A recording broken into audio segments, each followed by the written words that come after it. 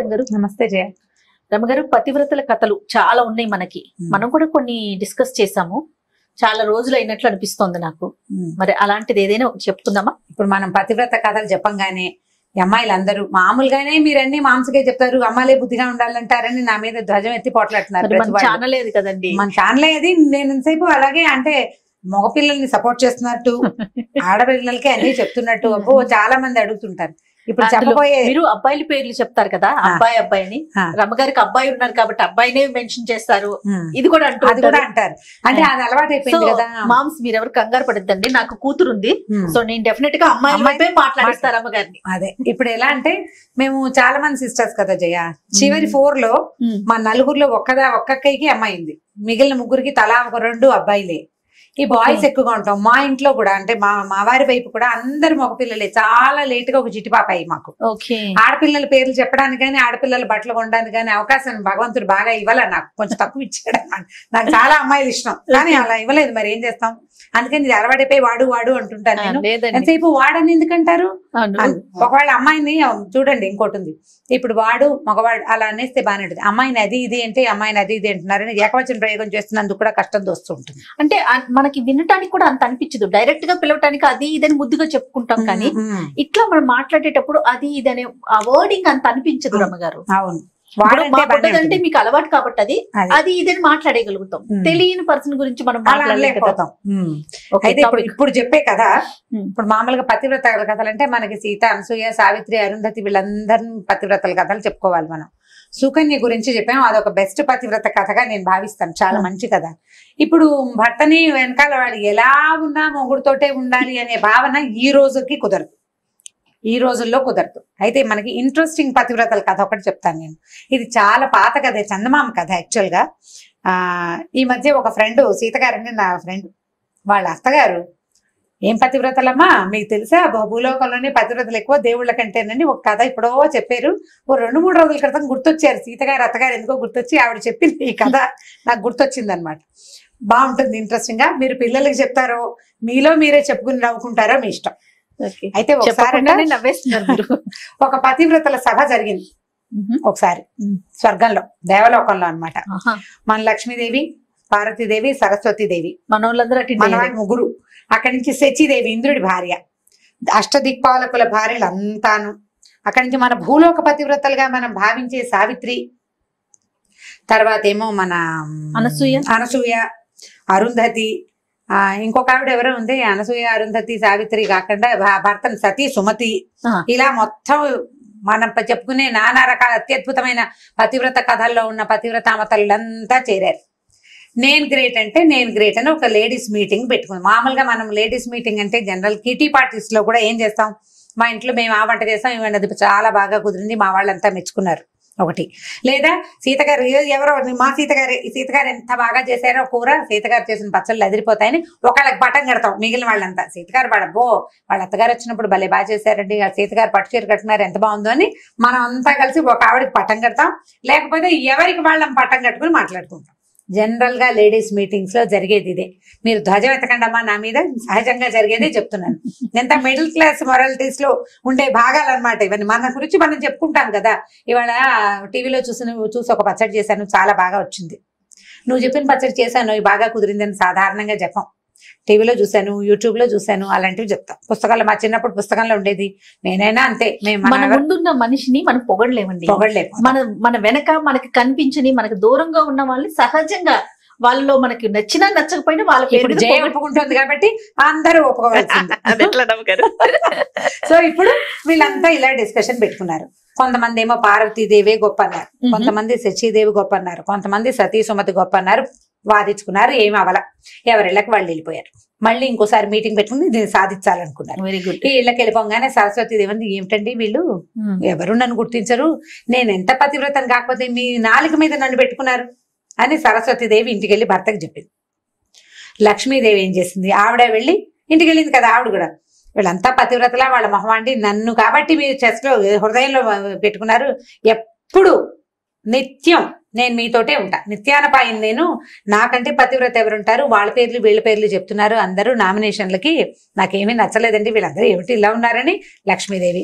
పార్వతీదేవి ఇంటికి వెళ్ళింది. ఆవిడ అంటుంది, నేను సగభాగాన్ని మీలో, శివుడు లేందే అసలు శివాగ్ని లేందే శివైనా పుట్టదు, అలాంటి సాక్షాత్ పరమశివుడిలో సగభాగాన్ని అయిన నేనుండగా మిగిలిన వాళ్ళంతా వాళ్ళ పేర్లు వీళ్ళ పేర్లు సజెస్ట్ చేస్తున్నారు, ఏమీ నచ్చలేదు నాకు, ఏమిటో వీళ్ళ ధోరణి, ఆడాళ్ళు ఇలాగే ఉంటారని ఆడవాళ్ళ మీద తన ఉద్దేశాన్ని వెలిబుచ్చింది. ఇలా మాట్లాడుకున్నారు. అయితే నారదుడు త్రిలోక సంచారి కదా, ఆయన ఈ 3 ఇళ్లలోనూ విని ఇంకా ఇంద్రుడి ఇంటికి వెళ్ళి అక్కడికి వెళ్ళి ఇక్కడికి వెళ్ళి అందరిళ్ళకి వెళ్ళి చూశాడు. సతీ సుమతంది మా ఆయనకి కుష్ఠరోగం వచ్చినా కూడా ఆయనకి ఎక్కడ వేసి దగ్గరికి తీసుకెళ్ళమంటే అక్కడికి బొట్లో కూర్చోబెట్టి తీసుకెళ్లాను. ఆయన అన్నం తింటుంటే ఆయన వేలు ఊడి కంచంలో పడిపోతే ఆ అన్నాన్ని అసహించుకోకుండా తిన్నాను, నాకంటే పతివ్రత ఎవరుంటుంది అంటుంది సుమతి. సావిత్రి అంటుంది, నేనేమో యమధర్మరాజు వెనకాల పడి ఆయన ఇంటి దాకా వెళ్ళి నా మొగుడు నేను లాక్కొచ్చుకున్నాను, నాకంటే పతివ్రతలు ఎవరండి అని సావిత్రి అంటుంది. అనసూయమ్మ గారు ఇంకోటి అంటుంది, త్రిమూర్తులు మా ఇంటికి వస్తే నా మానం పోకుండా నేను వాళ్ళని పసిపిల్లలను చేసి నగ్నంగా వడ్డించాను, నేను నాకంటే పతివ్రతలు ఎవరైనా ఉంటారా అని ఆవిడంటుంది. సరే వీళ్ళందరి దగ్గర విని ఆయన ఏం చెప్పాడంటే నెక్స్ట్ మీటింగ్ ఒపీనియన్ తీసుకుని నెక్స్ట్ మీటింగ్ లో వీళ్ళంతా కూడంగానే ఏం చెప్పాడంటే, మీరెవ్వరూ కాదమ్మా, మీకంటే అత్యద్భుతమైన పతివ్రత భూలోకంలో ఉంది, భూలోకంలో ఉన్నారు పతివ్రతలు అంటే వాళ్ళు అన్నాడు. అనేసరికి అందరికీ ఆశ్చర్యం, ఏమిటి ఏం భూలోకం, చచ్చిపోతారు వాళ్ళు, 100 ఏళ్ళు అయ్యేసరికి చచ్చిపోతారు, 100 కాకుండా కూడా పోతారు, కొంతమంది పురుట్లో పోతారు, కొంతమంది మధ్యలో పోతారు, హార్ట్ అటాక్లు బ్రెయిన్ అటాక్లు ఎన్ని అటాక్లు ఉన్నాయి, ఎక్కడో చోట పోతారు, వాళ్ళకి అంటే మోర్టాలిటీ ఉంది, అంటే మృత్యు ఉంది వాళ్ళకి, ఇమ్మోర్టల్స్ కాదు వాళ్ళు, అంటే శాశ్వతత్వం లేదు. వాళ్ళ ప్రత్యేకత ఏమిటంటే మీకు తెలీదు, భూలోకంలో బ్రహ్మాండమైన పతివ్రతలు ఉన్నారు, నాకు తెలిసిన ఒక ఆవిడ పేరు చెప్తాను కావాలంటే కనుక్కోండి అన్నాడు. కనుక్కోమని అడ్రస్ చెప్పాడు, ఫలానా అడ్రస్ లో ఒక ఆవిడ ఉంటుంది, ఆవిడ బ్రహ్మాండమైన పతివ్రత అని. వీళ్ళంతా ఆశ్చర్యపోయారు, ఇదేమిటి ఇన్నేసి చేసాము, ఇవన్నీ పోయినాయా, భూలోకంలో ఉన్న అదేవతో చిన్న పిల్ల ఉంటుంది, అదే అసలు దానికి ఏమొచ్చు, దానికి ఏం తెలుసు పతివ్రత్యం గురించి, కనుక్కోవాల్సిందే అనుకున్నారు. ఈ గుంపంతా పడి వెళ్తే ఆవిడ బెదిరిపోతుందేమో, అందుకని ఏమనుకున్నారు, అందరూ కలిసి ఒక రిప్రజెంటేటివ్ ని పంపించాలనుకున్నారు. వీళ్ళందరిలోకి పెద్ద ముత్తైదువు, ముగ్గురమ్మలకి మూలపటమైన పార్వతీదేవిని పట్టుకున్నారమ్మా, తమరెళ్ళి కనుక్కురండి ఏమిటి ఆవిడకున్న ప్రత్యేకత. నారదుడు నారదుడే చెప్పాడంటే ఏదో ఉందన్నమాట. సరే ఆవిడ సరే కనుక్కుంటాను, మీరందరూ స్థిమితంగా ఉండండి అని చెప్పింది. మర్నాడు వీడు చక్కగా ప్రాతకాల వ్యవహారాలన్నీ చూసుకుని ఆవిడ పెట్టాల్సిన భోజనాలు అవి ఉంటాయి, అన్నపూర్ణాదేవి కదా, పెట్టేసి వెళ్ళింది. వెళ్ళేసరికల్లా కొద్దిగా ఆవిడ వెళ్ళేసరికి చీకటి పడిపోయింది. వ్యవహారాలన్నీ తెముల్చుకుని వెళ్ళేసరికి తలుపు కొట్టింది. అదొక పూరి గుడిసె, చిన్న ఇల్లు, పూరుని మరీ బుజ్జిది కాదు, మామూలు తాటాకులు ఇల్లు. తలుపు కొట్టేసరికి ఎవరో అమ్మాయి లోపల నుంచి పలికింది. ఎవరమ్మా, ఎవరండి అంది. నేనమ్మా పార్వతీదేవిని తలుపు తీయమంది. అనేసరికల్లా ఏమండి, అయ్యో మా ఆయన ఇంట్లో లేడండి, ఎవరైనా వస్తే తలుపు తీయొద్దన్నాడు, పార్వతమ్మే వచ్చిందని అడిగి తలుపు తీయనా అని అడగడానికి అనుజ్ఞ తీసుకోవడానికి ఏమో మా ఆయన ఇంట్లో లేడు, అమ్మ మీరు రేపు పని చేస్తారా, రేపు పొద్దున్నే రండి, ఈ రాత్రికి మా ఆయన ఇంటికి వచ్చాక పార్వతీదేవి వచ్చింది తలుపు తీయమంటావా అని అడుగుతాను, ఆయన తీయమంటే రేపు పొద్దున్న తీస్తానమ్మా, ఏమి అనుకోకుండా ఇంటికి వెళ్ళిపోవా నువ్వు అంది. పార్వతీదేవి ఏమిటి నేను వస్తేట మొగుడిని అడగాల వసిని అనుకుని, సరేలే ఏమిటో వీళ్ళ భూలోక నియమాలు మనకు తెలియదని ఆవిడ వెళ్ళిపోతే ఈవిడేం చేసింది, ఈ అమ్మాయి భర్తను అడిగింది, రేపు పార్వతీదేవి వచ్చింది సాయంకాలం తలుపు తీయమంటావా, రేపు పొద్దున వస్తానందంటే ఆ తీయి పార్వతీదేవిని తీసుకొచ్చి లోపల కూర్చోబెట్టి మంచినీళ్ళు అవి ఇవి మంచి మాట్లాడమని చెప్పాడు భర్త. దేవతని ఆవిడ దేవత పైనుంచి వచ్చిందని తెలుసు. పార్వతీదేవి భర్త తలుపు తీయద్దన్నాడు, ఎవరైనా వస్తే తలుపు తీయద్దన్నాడు, అందుకని తీయలేదు. మర్నాడు పొద్దున పార్వతీదేవి బయలుదేరేసరికి ముందు ఈ కాలంలో వీళ్ళంతా మాట్లాడుకోవడం విన్నాడు కదా వినాయకుడు. విని ఆయన ఏమన్నాడు అంటే, అమ్మ నేను వస్తానే, ఆవిడెవరో చూస్తానన్నాడు. సరే ఈవిడేం చేసింది, పిల్లాడే కదా అని చెప్పి వినాయకుడిని వెంబడి పెట్టుకొచ్చి బయట నుంచి తలుపు కొట్టింది. తలుపు కొడితే ఈ ఆవిడ తలుపు దగ్గరకు వచ్చి, అమ్మా ఎవరమ్మా అంటే, నేనమ్మా పార్వతీదేవిని, నేను మా అబ్బాయి వచ్చామనగా, మీ అబ్బాయి వచ్చాడా, అయ్యో మీరు ఒకరే వస్తారనుకుని మా ఆయన్ని అడిగానమ్మా, ఇప్పుడు మీ అబ్బాయి కూడా వస్తే తలుపు తీయమంటాడో తీయద్దంటాడో తెలియదమ్మా, మీరేమనుకోకండి, రేపు మళ్ళీ రండి, మా ఆయన అడగకుండా తలుపు తీయలేనమ్మా అనేసరికి ఏం చెయ్యాలో తెలియదు. నేను భారతీదేవిని, నేను వినాయకుడు తెచ్చాను, తలుపు తీయటలేదు, దీని పాతివ్రత్యం మండిపోను అనుకుని ఆవిడేం చేసింది, వీళ్ళని తీసుకుని వెళ్ళిపోయింది వెనక్కి. మూడో రోజు పొద్దున మళ్ళీ బయలుదేరేసరికి ఇప్పుడు ఆవిడ రిప్రజెంటేటివ్, అంటే మన దేవతలందరి దగ్గర నుంచి వస్తోంది, కనుక్కోవాలి విషయం, కనుక్కుని చెప్పకపోతే వాళ్ళు ఒప్పుకోరు, మరి మిగిలిన వాళ్ళంతా అడుగుతారు కదా. అది కూడా రాదా నీకు అనరు? అంతేగా. సరే కుమారస్వామి వస్తానని సరదా పడ్డాడు కానీ బాబు నిన్న వాడిని తీసుకెళ్ళినందుకే పోయిందిరా ప్రోగ్రాము, నువ్వు రాబోక నాయన నువ్వు ఇక్కడే ఉండు, నేను వెళ్ళొస్తాను అని ఈవిడ బయలుదేరి వెళ్ళింది. ఒక్కతే వెళ్ళి మరి ఏం చేస్తుంది, ఆవిడ ఒప్పుకోలేదు కదా. 3వ రోజు వెళ్ళంగానే ఈ అమ్మాయి తలుపు తీసింది. ఆవిడ అమ్మాయి ఏం కాదు, ఒక 30-32 ఏళ్లది స్త్రీ, ప్రౌఢ. అక్కడి నుంచి అమ్మ నీ పేరు ఏమిటంటే, నా పేరు గౌరమ్మ. గౌరమ్మ మామూలుగా ఊళ్ళల్లో గౌరి పేరుని గవిరి, గైరమ్మ అలా పిలుస్తారు. గౌరమ్మ, గౌరయ్య పేర్లు కూడా ఉంటాయి. నా ఫేవరెట్ పేరు గౌరి. నాకు అమ్మాయి పుడితే నేను ఆ పేరు పెట్టుకునేది, నాకు ఎంతో ఇష్టం. అయితే ఈ గౌరమ్మ నీ పేరు. ఏం చేస్తావమ్మా నువ్వు? ఏం చేస్తావు? నేనేం చేయనండి, మా ఆయనకి మాకు బరువులు ఎత్తే కూలివాడు, కూలి పని చేస్తాడు మా ఆయన. మాకు చిన్న చెలక ఉంది, అంటే చిన్న పొలం ఉంది, పొలం పని అది చేసుకుంటాము అంది. ఇల్లు చూస్తే ఇల్లు చక్కగా శుభ్రంగా ఉంది, చిన్న పాక, చాలా శుభ్రంగా ఉంది. పార్వతీదేవి 4 పక్కలా చూసింది. ఇల్లు చక్కగా ఉంది, శుభ్రంగా ఉంది, ఉన్నంతలో కుదురుగా మట్టసంగా ఉంది, ఇల్లు బాగుంది. సరే బుద్ధిమంతురాల్లాగా కనపడుతుంది అమ్మాయి. భర్త మాట బాగా వింటుంది. చూస్తుంటే 4-5 ఏర్పాట్లు కనపడ్డాయి. ఏమిటి? ఓ చోట చిన్న మంచం వేసి చక్కగా దాని మీద మెత్తటి బొంత ఒకటి పరిచింది. ఒకటి అక్కడి నుంచి లోపలికి రాగానే ఒక ముక్కాలు పీట ఒకటి ఉంది, ఓ పీట వేసింది, ఓ పీట, ఓ మంచం. అక్కడి నుంచి రెండో పక్కన పెనమేమో పొయ్యి మీద పొయ్యి వెలిగించి దాని మీద పెనము, పక్కన అట్ల పిండి గిన్నె కనపడ్డాయి. పక్కన ఇంకో కుండ, అక్కడి నుంచి పళ్ళెము సామాన్లు కనపడ్డాయి. ఇంకా ఒక మూలకి చిలక్కొయ్యి ఉంది, చిలక్కొయ్యికి ఒక తాడు వేలాడుతుంది అనమాట. ఒక చిన్న చెర్నాకోల్ లాంటి సాధనము ఉన్నాయి. ఈ సామాన్లన్నీ చూసి అమ్మ ఇవేంటి, ఇవన్నీ ఉన్నాయి మీ ఇంట్లో అని అడిగింది. అడిగితే మా ఆయన చాలా పనిచేసి వస్తాడు కదండి అమ్మగారు, ఆయన పనిచేసి వచ్చాక అలసిపోయి వచ్చి కూర్చుంటానంటాడో పడుకుంటానంటాడో. కూర్చుంటే కూర్చోడానికి ముక్కాలు పెట్టేసి ఉంచుతానండి. ఒకవేళ పడుకుంటానన్నాడు అనుకోండి, బొంతేసి పక్క రెడీగా ఉంటే పడుకుంటాడు కదా రాగానే. కాస్త బాగుంది. మరి కుండ ఉంది, ఇప్పుడు కుండ అంటే అది అన్నపు కుండ అని తెలుస్తుంది. మళ్ళీ అట్లపైన ఎందుకు పెట్టేవని. కాదమ్మా, ఒకవేళ అన్నం తింటాను అన్నాడు అనుకోండి, సాయంకాలం అయిపోతుంది కదా, అన్నం తింటానంటే తర్వాణి కుండలో అన్నం ఉంది, అన్నం పెడతా. ఒకవేళ కాదు వేడివేడిగా అట్లు పోసుకుని తిందాం అన్నాడు అనుకోండి, అప్పటికప్పుడు పప్పు రుబ్బితే అప్పటికప్పుడు పొయ్యి వెలిగిస్తానంటే ఆలస్యం అయిపోదు, మా ఆయన కోపం రాదు. అందుకని మా ఆయన వచ్చే టైంకి పెనం వెలిగించి రెడీగా పెట్టుకుంటానండి. బాగానే ఉంది. అంటే పడుకోవడానికి కూర్చోడానికి సాధనాలు ఉన్నాయి, తిండికి 2-3 సాధనాలు పెట్టింది. చిన్న ఇల్లు, వాళ్ళ ఇంట్లో ఏముంటాయి. మరి ఇదేమిటమ్మా, ఇక్కడ తాడు, ఇక్కడ చెర్నాకోల ఉన్నాయి, వీటితో ఏం చేస్తారంటే, అదేనండి మా ఆయనకి అప్పుడప్పుడు కోపం వస్తుంది, అప్పుడు ఆయనకి నన్ను కట్టేసి కొట్టడం అలవాటు. నువ్వు సరిగ్గానే విన్నావు, కట్టేసి కొట్టడం అలవాటు. అప్పుడు ఆయన కోపం వచ్చాక ఆయన తాడు కోసం వాటి కోసం ఎక్కడ వెతుక్కుంటాడు. అందుకని ఏం చేస్తాను, ఈ తాడు రెడీగా పెడతాను, తాడేసి నన్ను ఈ గుంజ కట్టేస్తాడు. ఆ చెర్నాకోలు తీసి 2 దెబ్బలు కొడతాడండి. ఆయన కోపం తీరాక ఆయన పడుకుంటాడు. మెల్లిగా ఎప్పుడో ఆయన కోపం తీరలేచాక కట్లిపితే అప్పుడు అన్నం పెడతానండి. ఇలాగ అలవాటండి అని. పార్వతీదేవి నిర్కాంతిపోయింది. ఇది పాతివ్రత్యం. మనము మిగిలినవన్నీ చూస్తున్నాం, అంతేగాని భర్తకి కోపం వస్తే నన్ను కొట్టడానికి ఏర్పాట్లు కూడా మనం ఎవరం చేయటం లేదు. ఇది నిజంగా మహాపతివ్రతే అనుకుని, అమ్మాయి చాలా సంతోషం అమ్మా, నీలాంటి బుద్ధిమంతురాల్ని కలిసినందుకు నాకు చాలా సంతోషంగా ఉంది, ఎంతో బాగుంది, చాలా బాగుందమ్మా, నేను వెళ్ళొస్తానని ఆవిడ అమ్మాయి బొట్టు పెడితే చక్కగా బొట్టు పెట్టించుకుని 2 అక్షంతలు వేసి ఆశీర్వదించి చల్లగా వర్ధిల్లు కలకాలం అని చెప్పి పార్వతీదేవి ఇంటికి వచ్చేసింది. ఇంటికి వచ్చాక అందరినీ పిలిచి చెప్పింది అనమాట. పాతివ్రత్యం అంటుంటే మనం అనుకునేదే పాతివ్రత్యం కాదు, పాతివ్రత్యంలో లెవెల్స్ ఉన్నాయి. ఎవరి పాతివ్రత్యం వాళ్ళది, నాదొకటి నీది ఇంకోటి. నేను ఇలా ఉన్నాను కాబట్టి ఇదే గ్రేట్ అని మనం అనుకోవడానికి వీల్లేదు. ఎవరి లెవెల్ ఆఫ్ పాతివ్రత్యాలు వాళ్ళకు ఉంటాయి. ఒకళ్ళు భర్తలకు ఇష్టమైన ఆహారం ఉండేవాళ్ళు, వాళ్ళ పాతివ్రత్యం అది. భర్తకి నచ్చినట్టుగా తయారయ్యే వాళ్ళు ఒక రకం. ఓకే, ఆయనకి ఏది ఇష్టమో అదే చేయాలనుకునే వాళ్ళు కొంతమంది. ఇంకొంతమంది ఉంటారు ఆయన చెప్పిన దానికి వ్యతిరేకంగా చేస్తూ ఆయన వెనకాలే ఉండేవాళ్ళు ఇంకొంతమంది, ఆదర్శపత్రులు. కాబట్టి పాతివ్రత్యానికి లెవెల్స్ తేడాయే గాని ఎవలాగైనా ఉండొచ్చు. దీన్నే పాతివ్రత్యం అంటారు, దీన్ని అనరు అని అనడానికి వీల్లేదు.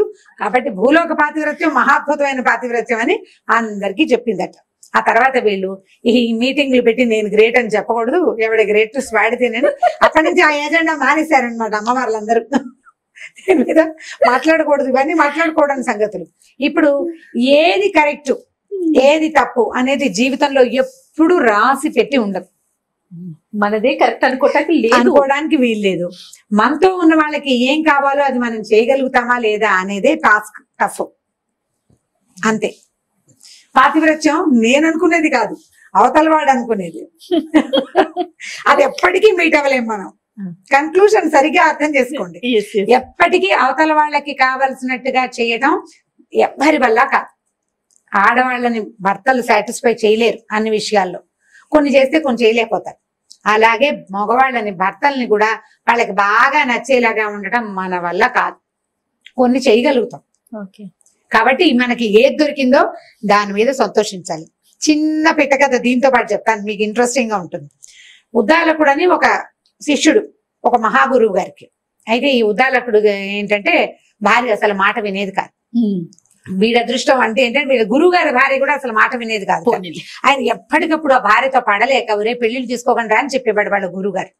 చెప్పేవాడు కానీ ఆయన పెళ్లి చేసుకున్నాడు, ఏదో సంసారం నడుస్తూ ఉండేది. ఓసారి ఏమైందంటే ఈ శిష్యులందరికీ చెప్పేవాడు కానీ ఎవరు దాని వాళ్ళు వీళ్ళకే లేక పెద్దవాళ్ళు బలవంతమో వీడికే సరదా పుడుతుందో పెళ్లిళ్ళు చేసేసుకుంటారు. ఈయన ఏం చేశాడంటే పెళ్ళంతో విసిపోయి గురుగారు దేశ సంచారానికి వెళ్ళాడు. వెళ్ళేసరికల్లా ఆ దేశ సంచారానికి వెళ్ళినప్పుడు ఈ ఉద్దాలకుడు ఇంటికి వచ్చాడు. వస్తే గురువు గారు వస్తున్నట్టు వార్త వచ్చి ఉద్దాలకుడు అడిగాడు భార్యని, ఏమే నీ పుణ్యం ఉంటుంది, మా గురువు గారు వస్తున్నారు, అసలే ఆయన భార్యతోటి పడలేక దేశాటానికి బయలుదేరాడు, ఏమీ గొడవ పెట్టుకోవద్దు దయచేసి, మా గురువు గారు ఉన్నంతసేపు 4 రోజులు ఈ ఒక్క రోజు 4 ఇక్కడ ఒకటే రోజు ఒక పూట భోజనం చేసి వెళ్ళిపోతారు, సాయంకాలం చల్లబడ్డాక పంపించేస్తా, ఆయన ఉన్నంతసేపు నేను ఏమైనా అంటే నువ్వేం పట్టించుకోకుండా ఉండాలి ప్లీజ్ అన్నాడు. సరే ఆవిడేమంది, సరే 100 వరకు ఓకే, 100 తిట్లు నువ్వు తిట్టినా నేనేమను, 100 దాటేవో ఒప్పుకోను. ఈయనకి దొరికిందే ఛాన్స్ అనుకున్నాడు, తాట తీసేస్తానని చెప్పింది. ఈయన సరేనన్నాడు. అక్కడి నుంచి ఈయన రాగానే గురువు గారికి కయ్యమే నీ మొహమంట నీళ్ళు తీసుకురా అన్నాడు. తెచ్చింది. నీ దుంపదగా నీకు అది కూడా రాదేంటి అన్నాడు. ఇలాంటి తిట్లు నేను మంచి తిట్లు తిడుతున్నాను, నాకు అవే వచ్చు. బోలెడన్ని లకార మకార ప్రయోగాలతోటి మొత్తానికి కాబట్టి నానా తిట్లు తిడుతూ భార్యని తను ఎంత కంట్రోల్లో పెట్టాడో గురువు గారికి చూపించాడు ఉద్దాలకుడు. ఒక్క రోజులో ఒక్క పూటలో పొద్దునే వచ్చారు, పొద్దునే కాలకృత్యాలు తీసుకున్నారు, నదికి వెళ్ళారు, కాళ్ళు కడుక్కున్నారు, ఇంకేదో చేశారు, భోజనాన్ని కూర్చుంటే అవి తేవే నీ మొహమండ అన్నాడు, ఇది తీసుకురావే నీ మొహమండ అన్నాడు, అది కూడా రాదా మీ అమ్మా నాన్న ఎలా పెంచారే అన్నాడు. ఈయన పాపం సంవత్సరాల తరబడి తిట్టదలుచుకున్న తిట్లన్నీ లోపల దాచుకున్నవన్నీ మొత్తానికి వెలుగులాగా బయటికి తెచ్చేసాడు, అయిపోయింది. సరే ఆవిడ పులుసు వడ్డించడానికి రాచిప్ప పట్టుకొచ్చింది, రాచిప్ప కాదు కొండే తెచ్చింది, పులుసు కుండ తెచ్చింది. చివరికి ఆవిడ ఈయన తిడతానని చెప్పాడు కదా, పొద్దు నుంచి ఆవిడ ఒక 100 చింతపిక్కలు లెక్క పెట్టి ఒక కుండలో పోసుకుంది. ఏం చేస్తోంది, ఒక్కోటి తీసి పక్కన పెడుతోంది. తిట్టినప్పుడల్లా ఒక గింజ తీసి బయట మంచి ఇంటెలిజెంట్. వేగా ఏమైంది, ఈ కుండ ఖాళీ అయింది, ఈ చింతపిక్కల గిన్నె ఖాళీ అయిపోయింది. అప్పుడే ఆవిడ పులుసు గిన్నె పుచ్చుకొని వచ్చింది. గిన్నె పుచ్చుకు రాగానే పులుసు అప్పట్లో ఏమింది మట్టి కుండలతో వంట చేసుకునేవాళ్ళు, కుండ పగిలిపోతే కొత్త కుండ కొనుక్కోవటమే. ఈ కుండ భాండం పట్టుకొచ్చింది. పట్టుకొచ్చేసరికి ఈయన అన్నాడు, కుక్క మొహం దానా పులుసు వడ్డించు అన్నాడు. అనగానే ఆవిడ ఏం చేసింది, ధాడ్మని ఈ పులుసు గిన్నె ఎత్తి నెత్తి మీద కొట్టింది. మొగుడు 100 దాటిపోయింది, నేను చెప్పాను నీకు 100 అయిపోయిందండి. అనగానే గురువు గారు నిర్ఘాంతపోయాడు, ఉద్దాలకుడి పని అయ్యేపోయింది. ఉద్దన పని చేసేది ఉద్దాలకుడికి వెళ్ళాం అనమాట. ఆవిడ పేరే అది. అక్కడి నుంచి కొట్టేశారు కదా, గురువుగారు లేదు, భోజనం లేదు, ఎట్లా కొట్లా ఉన్నది ఏదో తిన్నారు, ఆయన చావుదేవుడు బతుకుదేవుడు అని గబగబా బయటకు వచ్చేసాడు. ఎట్లా కొట్లా ఆ భోజనం కాస్త ఫినిష్ చేసుకుని వచ్చాక వరే నేను ఇంటికి వెళ్ళిపోతాను అన్నాడు. అదేంటి గురుగారు దేశాటనికి వెళ్తానన్నారు, ఏదో నా భార్యతో పడలేకపోయినా ఇలా జరిగిందండి, 100 తిట్లు అన్నాను, ఉద్రేకం ఉంచుకోలేక తిట్టానండి అన్నాడు. అనేసరికల్లా ఆయన అన్నాడు, ఇంకెందుకురా దేశాటన, మీ అమ్మగారు చాలా మంచిదిరా, ఇక్కడికి వచ్చాక నాకు అర్థమైంది ఆవిడకి ఎంత కోపం వచ్చినా కుండ పగల కొట్టేది కానీ ఒక్కనాడు నన్ను ఎత్తిన కొట్టలేదురా, మానవరాలు బంగారు తల్లిరా.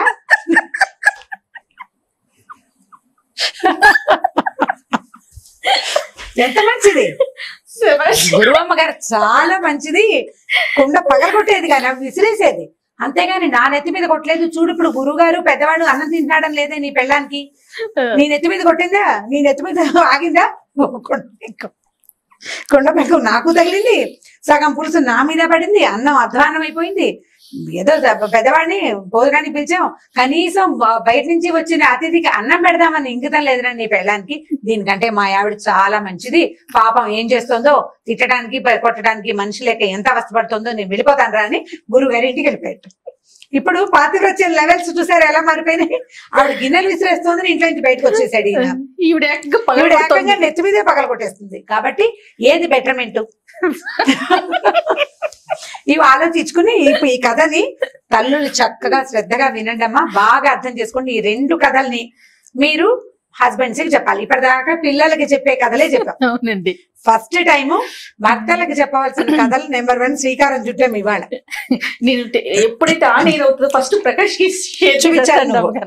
నేను మా వారు వింటూనే ఉంటారు ఈ కథ, నేను చెప్తూనే ఉంటాను. మీకు అది చెయ్యక కదా నేను ఎంత మంచిదాన్ని మీకు అర్థం కావట్లేదని చెప్తుంటాను అప్పుడప్పుడు. చాలా బాగుందండి. ఈ 2 కథలు గుర్తు పెట్టుకోవాలి, వీటిని అవసరమైనప్పుడు వాడుతూ ఉండాలి జాగ్రత్తగా. మళ్ళీ మోతాదు మించకూడదు. నాకు మాత్రం చెడ్డ పేరు తేకూడదమ్మా మీరు. రమ్మగారు చెప్పారని చూపించదా? నన్ను నా పేరు చెప్పకూడదు. రమ్మగారు మాకు ముందే చెప్పారని మాత్రం నన్ను చెడ్డ చేయొద్దు. నేను బంగారు తల్లినే మా ఇంట్లో. ఇబ్బంది పెడతారు కొంతమంది. అలాంటప్పుడు దీన్ని వాడుకోండి. ఈ 2 కథలు పూర్తిగా అమ్మాయిల కోసం, అంటే తల్లుల కోసం అని చెప్పడం లేదు, అమ్మాయిల కోసం. ఓకే, సూపర్ రమ్మ గారు, చాలా బాగుంది. ఇంకొక స్టోరీతో మళ్ళీ కలుద్దాం. తప్పకుండా.